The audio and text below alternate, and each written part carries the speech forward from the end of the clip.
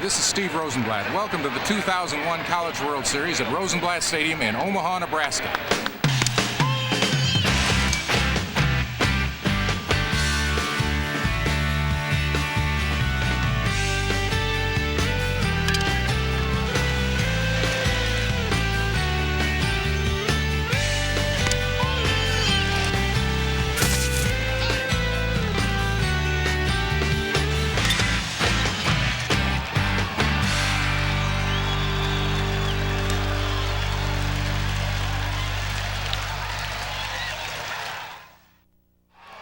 The NCAA Men's College World Series highlight video, 2001 and Omaha Odyssey, is brought to you by Rawlings, the official ball for 2001 NCAA Baseball Championships. For the 52nd consecutive year, Omaha, Nebraska served as host to the Men's College World Series, the absolute pinnacle of college baseball, the dream and goal of so many youngsters. Beautiful Rosenblatt Stadium once again is the site of this magnificent event that provides exciting baseball year after year. In its third year of an expanded format, the 2001 NCAA baseball tournament featured a 64-team field. Following the regional competition, 16 teams advanced to the Super Regional, where 8 teams punched their ticket to Omaha to play in the double elimination format with a one-game championship. On the line, the NCAA title. The field for the 2001 College World Series represents 6 different states and 5 conferences. Florida's sole representative is the 1999 champion Miami Hurricanes, the only independent team in the field. From Louisiana is the Tulane Green Wave of Conference USA, making its first Omaha appearance. The Southeastern Conference is represented by the Tennessee Volunteers and by the conference champion Georgia Bulldogs. From nearby Lincoln, Nebraska, comes the wildly popular Nebraska Cornhuskers from the Big 12. 3 teams hail from California. First, it's the Cal State Fullerton Titans from the Big West. Next is the 1998 champion Southern California Trojans from the Pac-10. And its conference rival, the Stanford Cardinals.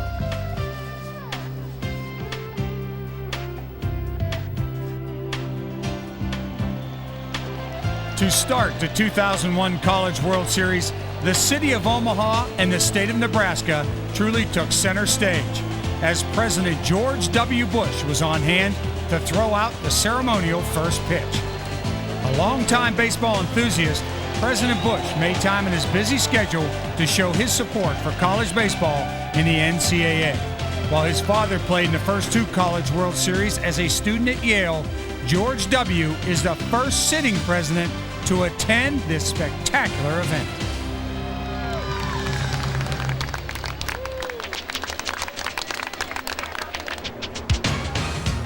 Tulane makes its first trip to the College World Series. Head coach Rick Jones and the Green Wave got to Omaha by knocking off LSU in the Super Regional. All-America third baseman Jake Gautreau's 20 home runs led the Green Wave, and the team combined for a .337 batting average. On the hill, freshman Michael Aubrey leads a balanced Tulane pitching staff. You know, everybody's really excited right now. We have a chance to make a name for our program and put ourselves at the top of as one of the top teams in college baseball, and that's what everybody wants to do, and that's the opportunity we have today and this week, so we want to make the most of it. For the 13th time, the Stanford Cardinal qualified for the College World Series. Head coach Mark Marquess hopes to lead the Cardinal to its 3rd national title. To get to Omaha, Stanford faced 4 elimination games in the NCAA tournament. A mix of youth and experience characterized the Cardinal, as freshman Carlos Quentin hit 11 home runs and junior Chris O'Riordan hit 12. And on the mound, sophomore Jeremy Guthrie leads a talented Stanford staff. It's every college team's goal, and I mean, from day one, everyone was saying Omaha, Omaha, and people thought we couldn't do it, but we got back here, and I mean that's just exciting, getting back here, and now we want to try to go out there and put on the best performance we can, maybe win one. Stanford's Jeremy Guthrie made it through the first inning safely, but had a tougher time in the second, starting with Jay Heinz. The Tulane DH put the Green Wave ahead 2-0 with a double down the right field line.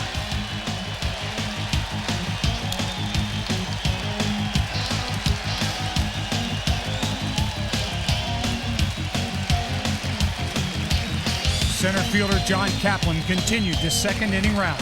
Here's the pitch coming. Here's a slice down the first base line. It's a fair ball. Coming around third base. Here comes Jaron Connell. He'll score to make it 4-0. But Stanford would not wilt. Trailing 8-2 in the fifth, pinch hitter Jason Van Metren singled, scoring Ryan Garko and Johnny Ash, cutting the Tulane lead to 8-4.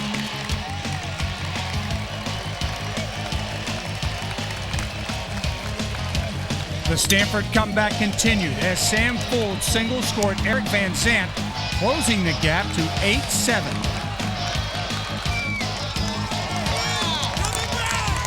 And in the bottom of the seventh, Fuld knotted the game.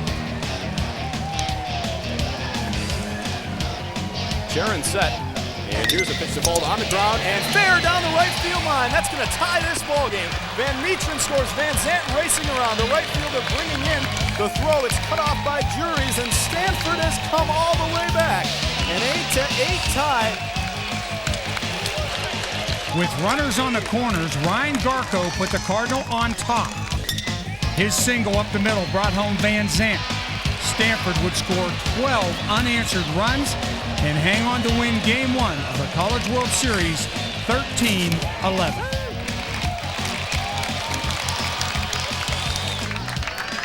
To the delight of the local faithful, the Nebraska Cornhuskers earned its first appearance to the Men's College World Series. In his fourth season, Dave Van Horn turned around the Nebraska program and led his team to a super regional win over Rice. The Cornhuskers offense is led by All-America Dan Johnson's 24 home runs and sophomore Matt Hopper's 11 homers and 84 RBI. Shane Comine lost his first decision at the start of the season, but rebounded to win 14 straight.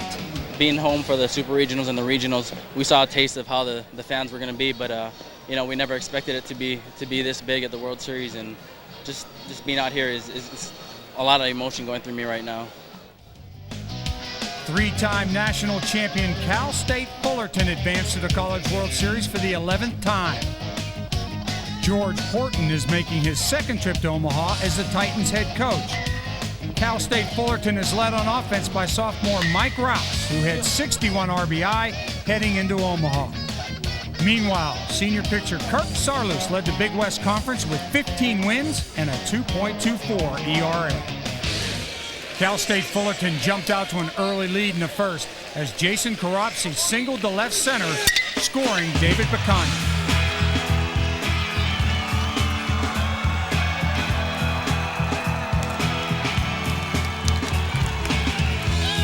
Aaron Rifkin followed with a long ball. Runner does not go. The pitch is hit in the air to left field and pretty well. Back goes Cole to the warning track, to the wall.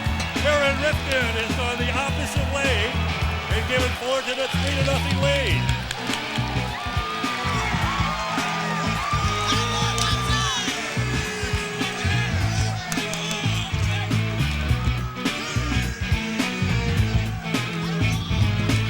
In the second inning, the home state heroes put runners on the corners, and Josh Hess came through.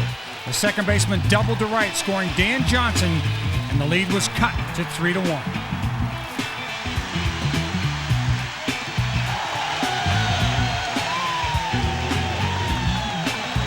Then with one out in the top of the third, John Cole cut the deficit to 1 run with a solo home run to straightaway center.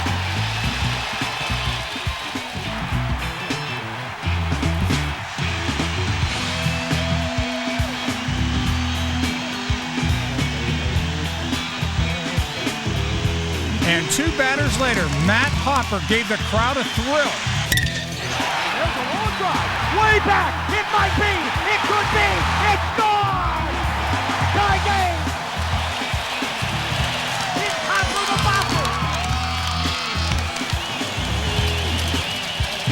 After Fullerton regained the lead 4-3 in the bottom of the third, Nebraska's John Cole hit his second solo shot of the game.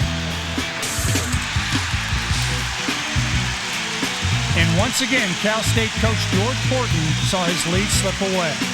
But the Titans' David Bacani gave the team a big lift. Leading off the bottom of the fifth, Bacani went deep to left. The Cal State bullpen shut down the Cornhuskers as Cal State Fullerton held on for a 5-4 win in Game 2. The Georgia Bulldogs, national champions in 1990, are making their third trip to the College World Series. Head coach Ron Polk becomes just the second coach ever to lead 3 different schools to Omaha. Shortstop Jeff Keppinger powers the Georgia offense. The Bulldogs junior hit 7 home runs in 8 NCAA tournament games. The bullpen keyed the Georgia pitching staff all season long. The Pen posted a sub-4 ERA over 200-plus innings during the season. So it's great to be here, but it's great for our kids. They're excited about it, as all 8 teams are, and we're hoping that we can focus properly and have a chance to do well here. Southern California, the most decorated school in men's College World Series history, is appearing in Omaha for the 21st time. The Trojans, who have won 12 titles, are coached by 15-year veteran Mike Gillespie.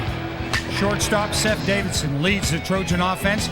The senior is the USC career leader in hits, runs, and steals. And the veteran pitching staff is led by the highly touted Mark Pryor and Rick Courier, who combined for 26 wins. This is an awesome experience for a college player. I mean, we've been working so hard all season, and to come here, it just tops it all off. It's icing on the cake. Pryor got the call and took control early. The Trojans' ace struck out Andy Neufeld to start the game. In the bottom of the first, Alberto Concepcion put USC on the board. Swung on by Concepcion. There's a high drive to deep right field. On the track. It is gone. Concepcion with a 2-out home run here in the bottom of the first inning gives the Southern Cal Trojans a 1-0 lead. Then Bill Peavy made it back-to-back home runs. This shot by the Trojans' first baseman gave USC an early 2-0 lead.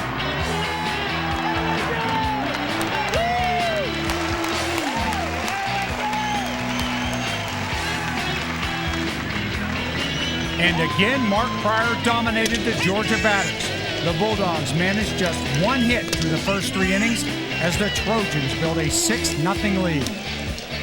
But in the fourth, the Bulldogs' Jeff Keppinger finally got to Pryor. This is hit in the deep left field. Way back, this ball is out of here. A 2-run homer for Jeff Keppinger. And the Dogs are on the board. It's Southern California 6 and Georgia 2. With head coach Mike Gillespie looking on, USC's Michael Moon sent the first pitch in the 5th inning over the right field wall, stretching the lead to 7-3.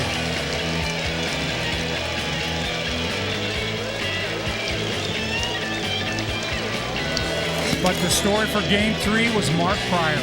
The USC ace struck out 13 in 7 innings and led the Trojans to victory in Game 3. Tennessee is in the Men's College World Series for the 3rd time and first time since 1995. Rod Delmonico is in his 12th season as the Volunteers head coach. All-America Chris Burke rewrote the Tennessee record book. The shortstop is the career leader in hits and runs scored.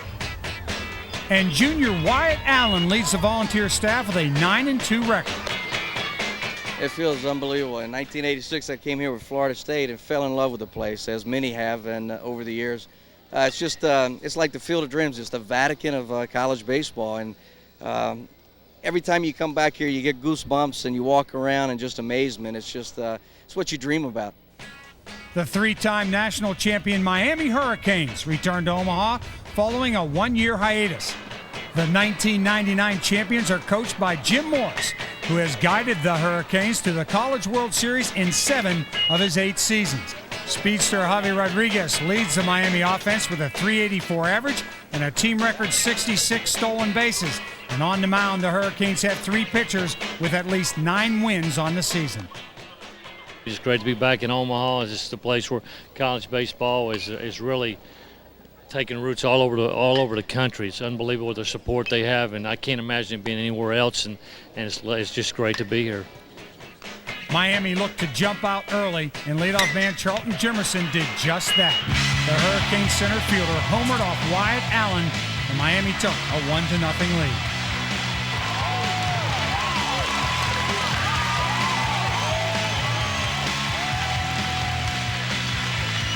The Hurricanes put 2 more across when Kevin Howard came to the plate. Hit hard, and this will drop into left field. That's a run. They'll look for another run. Throw into home, and that will get 2 runs. Another RBI is coming for Kevin Howard, 2 of them. The Canes now lead 6-0. 1 batter later, Miami added more. DH Danny Matienzo homered to right center, and the route was on. The Hurricanes got out of the gate early in Omaha and had a commanding 8-0 lead through 2 innings. But Tennessee's Jeff Christensen put the Vols on the board in the 4th. First pitch from Farmer to Christensen is hit high and fairly deep to left. Going back, Rodriguez at the fence. That ball is out of here. Jeff Christensen has put the Volunteers on the board.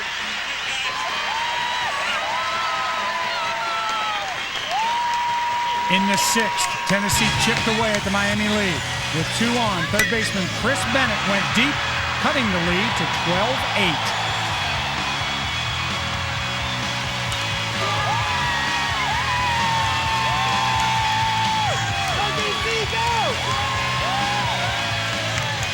Miami's Mike DeRosa answered in the bottom of the 6th. Second and third for the Canes, 1 out. DeRosa line drive, base hit, left field. Here comes Mannix, and Chris Clutis right on his heels. DeRosa is into second base with a 2 RBI double, and the Canes are back up 14-10. And Kevin Brown put an exclamation point on Game 4. His 2-run home run gave Miami a 21-13 lead as the Hurricanes went on to win Game 4. And the 2 teams combined for 41 hits, a College World Series record. Back in 1951, Tennessee's Sid Hatfield was named the College World Series Most Outstanding Player. Sid was back, commemorating the 50th anniversary of his accomplishment. All right, we're playing Utah. It's the 7th inning, and the bases are loaded, and I'm at the plate. I hit a line drive over the first baseman's head, and all 3 runs scored, and I felt super. Game 5 at the College World Series is the first elimination game. Lose twice in Omaha and your season's done. And both Tulane and local favorite Nebraska desperately wanted to extend their season.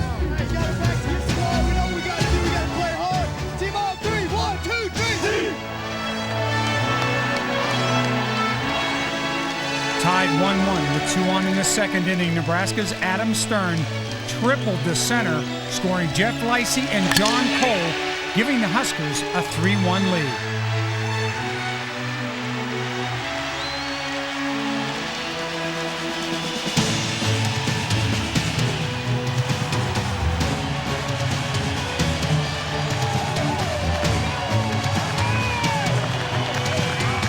Leading off the top of the 6th, Tulane's Jake Gautreau faced Nebraska's Justin Picard.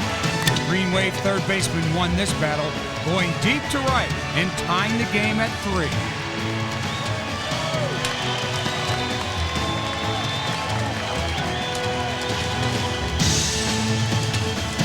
Two batters later, Michael Aubrey put Tulane on top.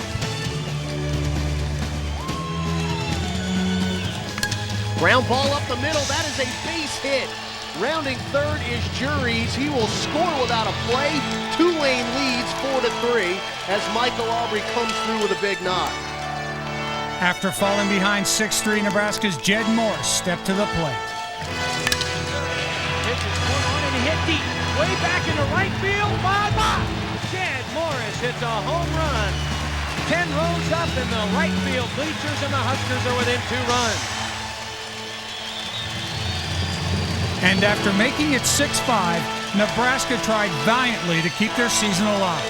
But Tulane's Aubrey was too much. Tulane would go on to win Game 5 and stay alive to battle another day, thus ending the dream season for the Huskers. Game 6 at the Men's College World Series pit two teams from the winner's bracket. Stanford entered the game on the heels of its come-from-behind victory over Tulane in Game 1. Meanwhile, Cal State Fullerton beat Nebraska 5-4 in its first game. Play's over right now. Come on. Time's on 3. 1, 2, 3. Unlike most of the games so far, this one started out as a pitcher's duel. Stanford's Mike Gosling struck out the side in the fourth and allowed just one hit to that point.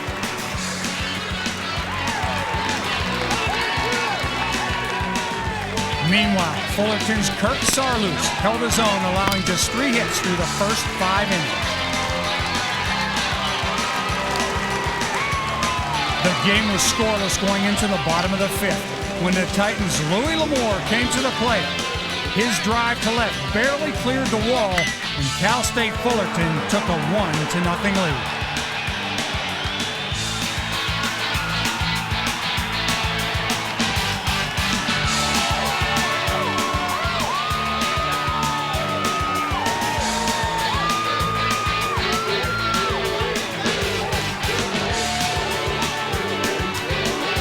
But Stanford struck back in the top of the 7th. Catcher Ryan Garko connected on a 1-1 pitch from Sarloos and sent it over the left field wall. The blast knotted the game at 1, and that's the way it would stay through 9 innings. With 1 out in the top of the 10th, Chris O'Riordan came through. Here's the pitch swung on. There's a base hit to right field. Coming in from third to score is Brian Hall, and the Stanford Cardinal leads 2-1. And with 2 on, it was Sam Fold's turn. And here's the pitch to Sam Fold. Line drive into right center field. Racing back is Guzman. He won't get it. This one's going to fall for extra bases. Coming around to score is Chris O'Riordan. Into third base with a triple is Sam Fold. And the Cardinal up 4-1 in this ball game. And Sam Fold delivers a 2-run RBI triple. And it's 4-1 Stanford. With the win, Stanford remained in the winner's bracket while Cal State Fullerton gets its first loss. Game 7 at the College World Series was another elimination game. Tennessee comes in after losing to Miami 21-13 in Game 4. In the meantime, Georgia was relegated to the loser's bracket by way of their Game 3 loss to Southern California.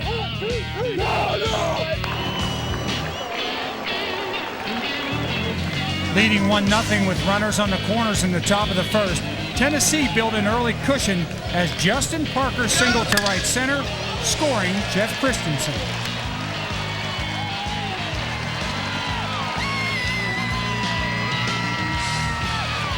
Later in the first, Javi Herrera gets the job done. Here's the pitch. Changeup, roped into left. Here comes Brooks. He dives and makes the catch. Tagging at third and coming in to score is Bennett. And it's 4-0 Vols here in the top of the first. Then in the third, Chris Bennett added to the Vols' lead. Hit high in the air towards right. Going back is Swan. Drifting back to the fence. And that ball is gone. A home run for Chris Bennett. His second of the College World Series. And Tennessee is on top 6-0. With David Coffey on first, Georgia's Jeff Keppinger put the Bulldogs on the board. His 2-run homer cut the Tennessee lead to 6-2.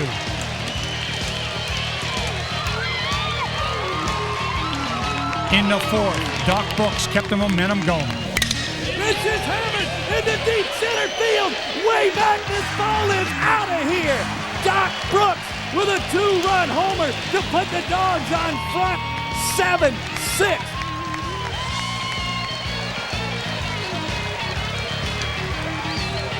Tennessee would regain the lead, but Georgia loaded the bases in the fifth as David Coffey came to the plate. The Bulldogs DH hit the first grand slam of the 2001 Men's College World Series and, more importantly, gave Georgia an 11-9 lead.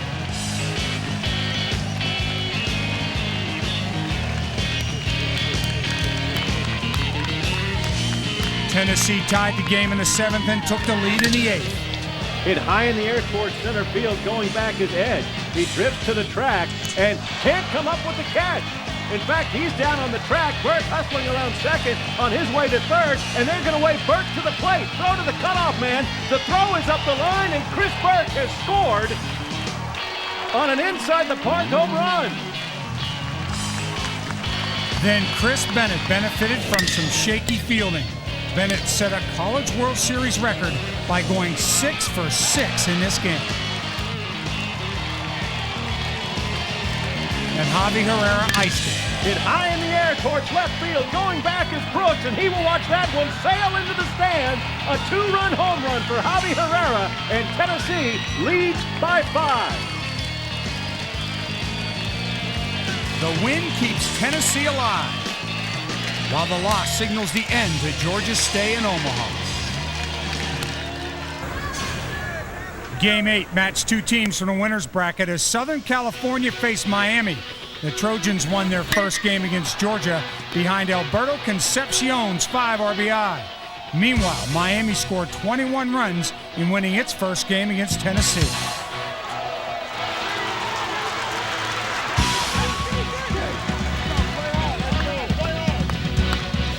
Miami started the scoring in the bottom of the first with a solo shot by Charlton Jemerson, his second leadoff home run in as many games. The home run to right center continued the offensive barrage by the Hurricanes.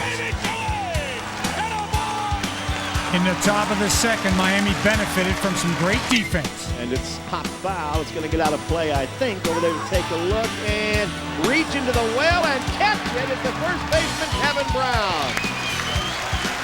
In the third, more Miami defense. High fly ball, right center field. Mannix on the track. Mannix still going back. Jemerson going back and makes a leaping catch against the wall. With runners on first and second in the fifth, Miami's Greg Lovelady added to the 1-0 lead. His double to left scored Kevin Brown and Chris Clute, giving the Hurricanes a 3-0 lead.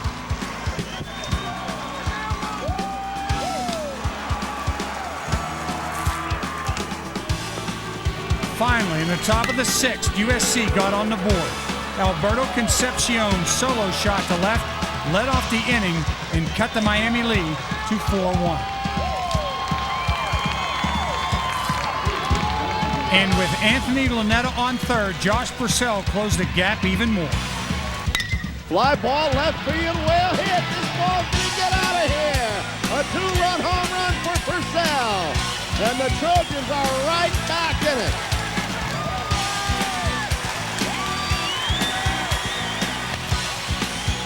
USC looked to take the lead in the seventh with runners on second and third and no outs. But Concepcion's chopper to third gave third baseman Kevin Howard a chance to nail Seth Davidson at the plate, and USC coach Mike Gillespie saw his chance slip away. Miami clung to a narrow 4-3 lead in the top of the ninth as both teams shared a tense moment. The 2-2 pitch. Swing and a fly ball to right field. This should do it. Here comes Jim Burt. And he makes the catch. The Hurricanes have defeated the USC Trojans, and they are 2 wins away from their 4th national championship here in Omaha, Nebraska. Each year, it seems, the facilities at the Men's College World Series get better and better. At the 2001 series, the addition of a giant video board in center field helped to entertain the fans throughout the week. The NCAA is always looking for ways to make the College World Series a bigger and better event for the fan. The addition of the large screen in center field is such a bonus for them because now it gives them really access to highlights, replays, which is so important because you never see them when you're sitting in the stands. It's just a way to bring the game closer to the fans, and I think they've succeeded. Game 9 was an elimination game between Cal State Fullerton and Tulane. The Titans looked to survive in Omaha following its 5-2 loss to Stanford in Game 6. Meanwhile, the Green Wave had a .403 team batting average in splitting its first 2 games.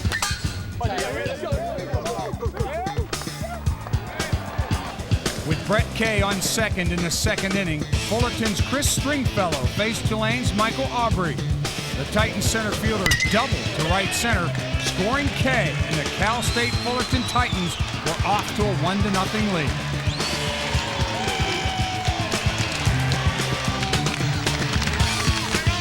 Then Louis L'Amour added to the lead. Here's the pitch swung on there. It's a little blooper to center. It's in there for a hit. Coming around third base is Stringfellow. He'll score. Cal State Fullerton 2 and Tulane nothing. And how about some Fullerton defense? Line shot, Bacani backhands another one to Rouse for one. The relay, an amazing 4-6-3 double play. It's worth a second look from the second base umpire's point of view. First some defense from Bacani, now some offense. With 2 on in the fourth, the Titans second baseman sends one deep into the jet stream.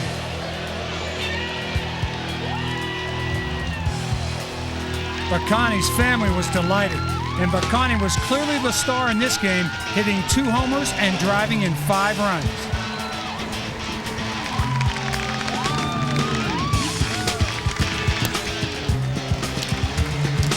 And Tulane couldn't get to the Titans pitchers. Starter Derek Merrill scattered 6 hits as Cal State Fullerton survived elimination by winning Game 9, 11-2.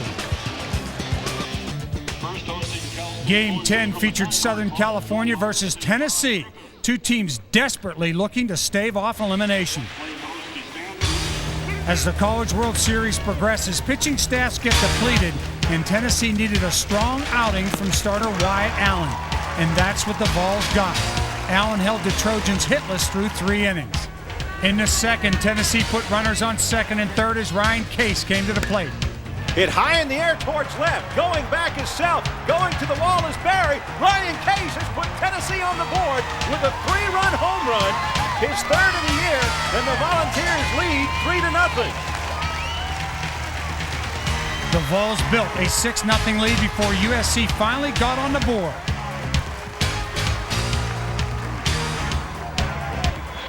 Grounder toward the hole and into left field for a base hit. 1 run will score. Christensen up with it quickly, and they'll hold the runner. And it's a 6-1 game. But Tennessee answered, leading 6-2 with Brandon Hopkins on first. Jeff Christensen padded the lead. His 2nd home run of the Men's College World Series upped the Vols' lead to 8-2. Tennessee went on to win 10-2 and eliminated USC. With the victory, the Vols advanced to face 2-0 Miami.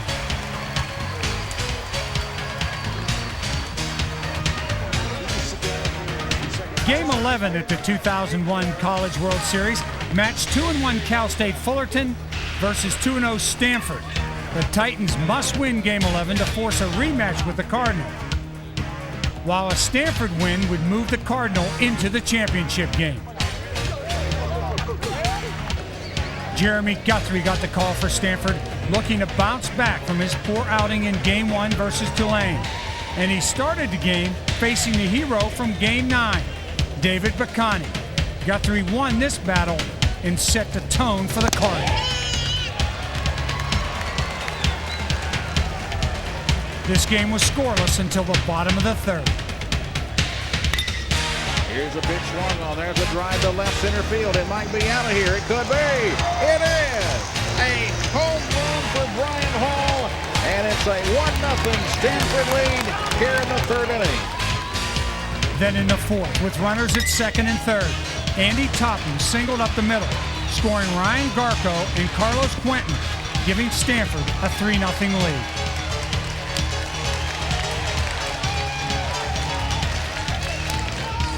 In the 6th, Jeremy Guthrie benefited from some solid defense. Second baseman Chris O'Riordan showed some range. Garco gave Stanford a cushion in the bottom of the 6th. His 2nd home run of the College World Series gave the Cardinal a commanding 4-0 lead.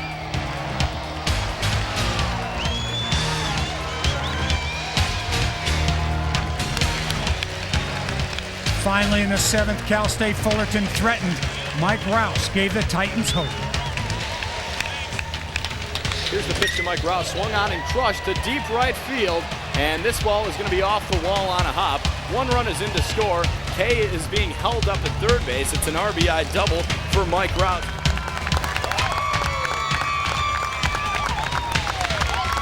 But the Titans' future dimmed in the ninth.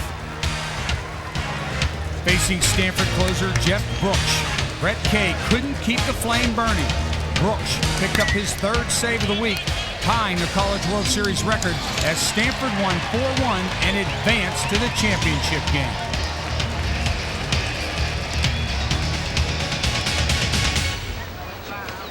Game 12 matched the 2-0 Miami Hurricanes versus the 2-1 Tennessee Volunteers. Tennessee must win Game 12 to force a rematch with Miami.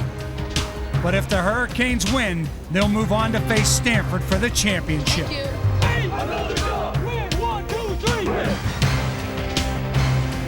Dan Wilson helped the Vols jump on top early.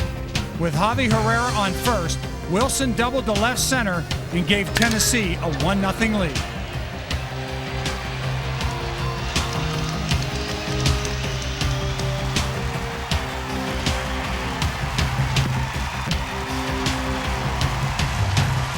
One batter later, it was 2-0. As the pitch is on its way. Line back up the middle. That's a base hit. They're going to wait. Case around third. Here comes Jimerson's throw. And it'll be cut off. Tennessee leads 2-0. An RBI single for Ryan Case. After falling behind 4-0, Miami responded. Kevin Howard came to the plate with 2 on. The stretch by Case in the pitch. Kevin swings as a drive into right field. Hits it pretty well. Wilson going back. Looking up for this ball. It's gone! It's a Kevin Howard home run. And here come the Hurricanes.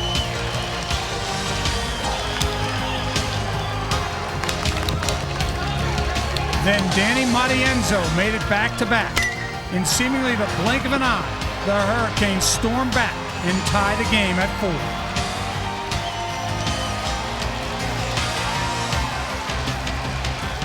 And they had more to say later in the inning. The 1-1. Mike swings, line drive, base hit right center field. Here's Lovelady being waved. He'll score. Racing to third, Jimerson. Around third, they're going to wave him. Here's the throw to the plate. He's going to be safe at the plate. Jimerson scores all the way from first base. With Kevin Brown's parents looking on in the 5th, the Hurricane first baseman padded the Miami lead. His 2-run home run gave his team a commanding 9-4 lead.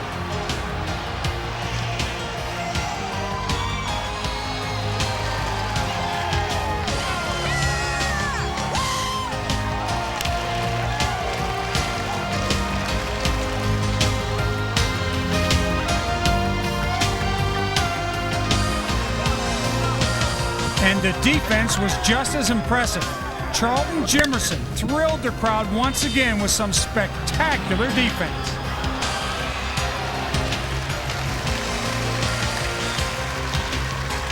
Finally, in the 9th, the Vols saw their season about to end. Miami won the game 12-6, setting up the championship matchup with the Stanford Cardinals.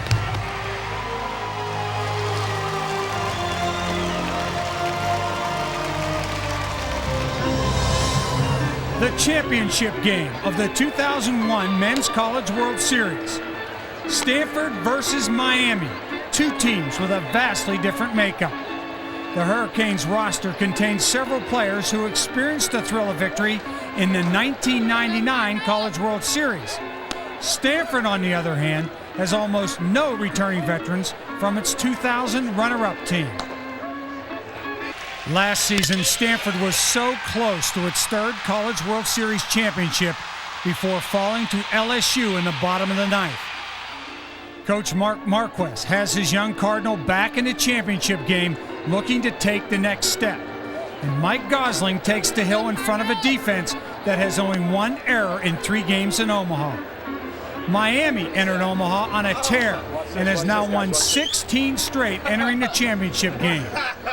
Coach Jim Morris would like nothing more than to lead the Hurricanes to its 4th College World Series title.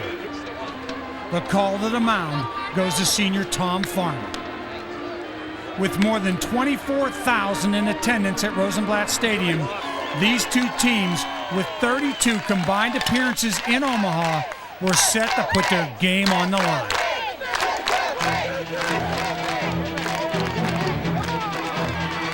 In the top of the first, Miami's Tom Farmer shook off the nervousness, striking out Stanford's Sam Fullerton.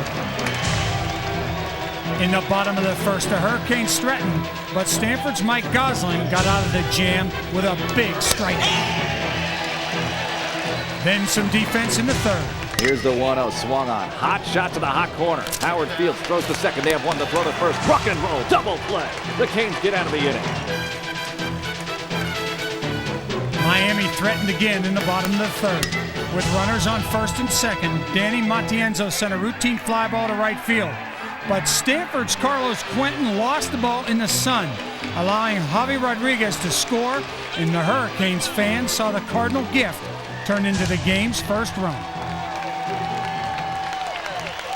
At this point, in a big game like this, it's the team that makes the less mistakes. And, you know, that ball right there being dropped in the outfield was a big play for us, because once we see an opening, we're going to jump on it. You know, once we score a run, we're going to try to score 2 or 3 or 4. And with the bases loaded, that's just what Miami did. Here's Gosling with the pitch. Mannix swings. A line drive. Right field. Going toward the corner. It's in for extra bases. Javi Rodriguez scores. 2 runs are home. 3 runs are coming home. Here's the throw to the plate. Not in time. It's a 3-run double for Kevin Mannix, and the Hurricanes lead 4-0. When we have a team on the ropes, you know, bases loaded, we're ahead by 1 run at that point. We seem to find a way to break the game open. You know, the guy dropping the pop fly, we took advantage of that. Kevin Mannix has doubled down the line. You know, when we got a team on the ropes, we seem to put them away, and that's what we've been doing a real good job of this whole year. The Hurricanes also played great defense all year. Tom Farmer coaxed Carlos Quentin into a nifty 4-6-3 double play, and the Miami pitcher knew he was in control. When we were up big, you know, I just kept thinking, I got to get us off the field. I got to get us back up there, you know, because our hitters are hot right now. And the longer they stay out here, the more they're going to cool off. So I just, you know, when I went out there, try and make good pitches, try and get them off the field and hitting again. And the offense remained hot. Just like in the '99 championship game, Kevin Brown went deep. This time, his 3-run home run gave Miami a commanding 8-0 lead.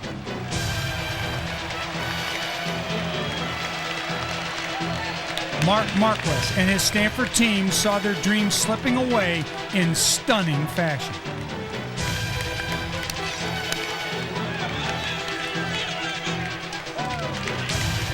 Finally, in the 6th, Stanford's Sam Fullerton put the Cardinal on the board. His bunt single scored Eric Van Zant, spoiling the shutout, but it was way too little. In the 9th, Miami knew the game was in hand. Here's the pitch, swung on. It's popped up. Javi Rodriguez calling for it. He waits underneath. He makes the catch. The game is over. The Hurricanes win the national championship. It's the Canes' 2nd title in the last 3 years. Well, I tell you, our team played extremely well. I'm so proud of our team. The way we played the entire tournament, particularly today, we got great pitching, starting, and the bullpen. We got flawless defense. We made some great plays, turned some double plays, and we swung the bat. So we played the game today the way it's supposed to be played. But winning the first one in '99 was nice, but you know, I think it's so hard to come back and repeat. You know, for our senior year, all of us seniors and juniors worked so hard through the season. This was our #1 goal to, you know, finish out the season with a win. You know, we didn't want to lose our last game in college, and we did that. Charlton Jimerson capped off a dream season by being named a College World Series Most Outstanding Player. I'm very happy with the way I played. I just went out there and played hard every day and just let things come to me. You know, the home runs came, you know, the defensive plays came, but that's just come from playing hard, and that's the way I practice, and that's the pride I take in the way I play. Players come to Miami because they want to play in the College World Series, and that's just something that helps us. And you're expected to go there, and our players expect it. In some way, they find a way, and that's a tribute to our team and the great support that we have. So the Miami Hurricanes cap off another fantastic season, winning its 4th College World Series championship.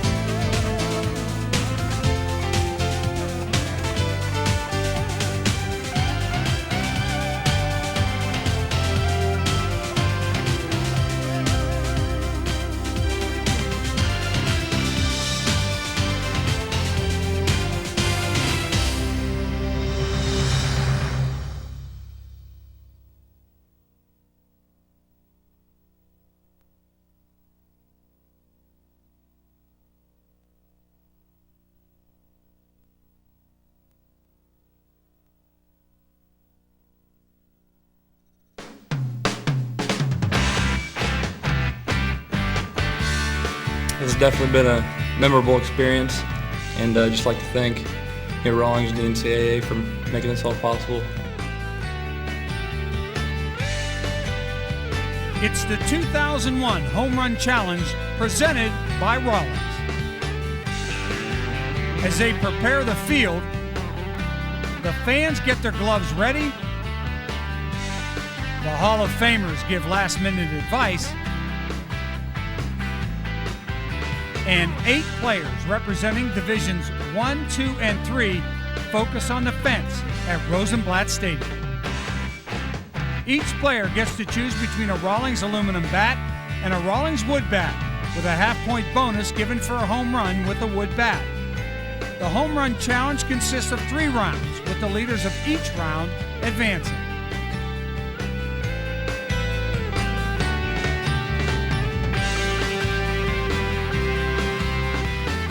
The field at the Home Run Challenge represents the best of the best in college baseball. Players with tremendous long ball power.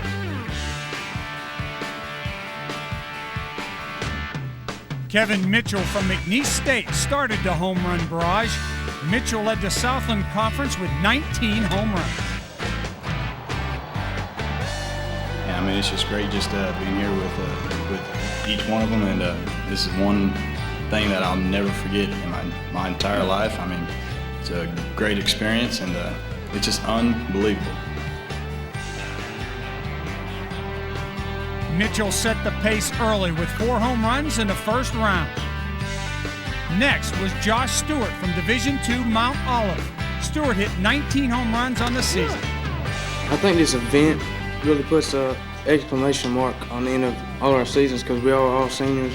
And I think this is a really great event to showcase our talents. And I really enjoyed just being out here with these guys. They're great guys.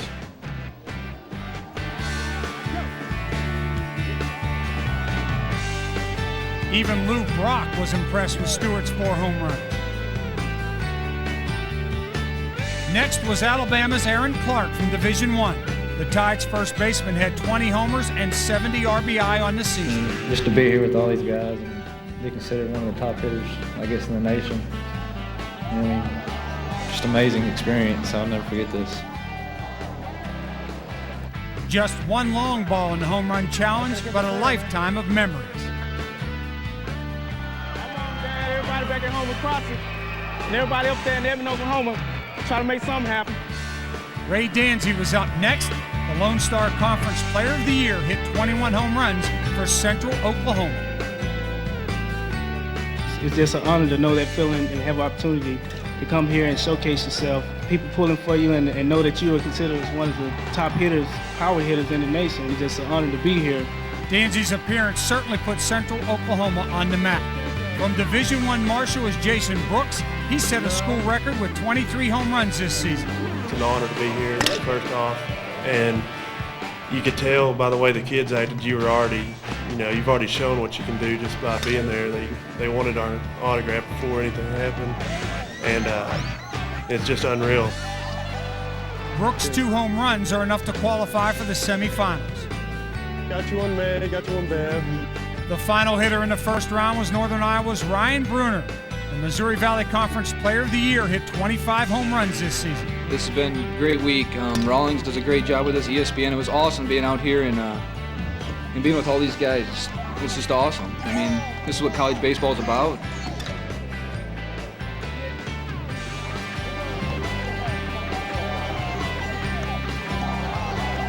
With 2 home runs, Ryan Bruner joins Kevin Mitchell, Jason Brooks, and Josh Stewart in the semifinals of the Home Run Challenge presented by Rawlings. The fans at Rosenblatt Stadium loved every minute of the Home Run Challenge, and for the first time, TV viewers across the country saw the competition on ESPN2.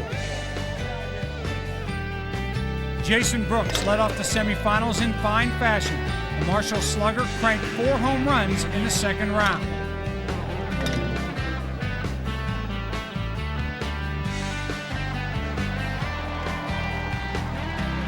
Kevin Mitchell followed that with some power of his own. The McNeese State senior topped Brooks with 5 home runs.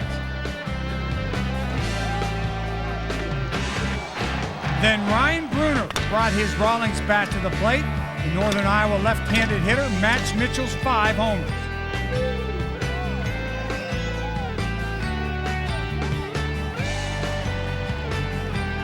Mount Olive's Josh Stewart rounded out the semifinals with 2 home runs.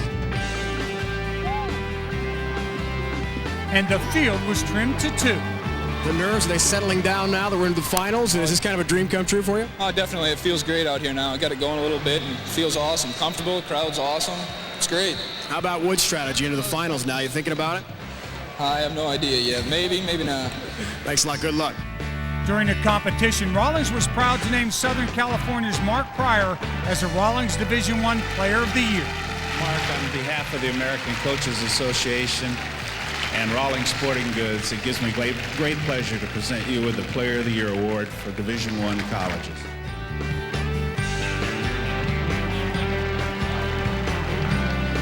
So the stage is set for the final round between Ryan Bruner and Kevin Mitchell, 2 men focused on the fence. Ryan Bruner started the final round by hitting 3 into the Rosenblatt bleachers.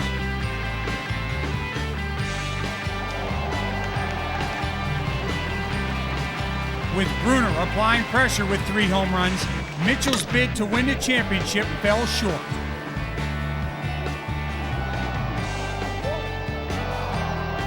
Bruner went on a tear, launching bomb after bomb.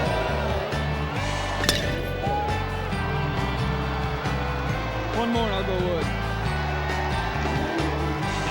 I don't trust him. And with the championship firmly in hand, he thrilled the crowd with a Rawlings Wood bat. Not once, but twice, giving the Rosenblatt fans a thrill.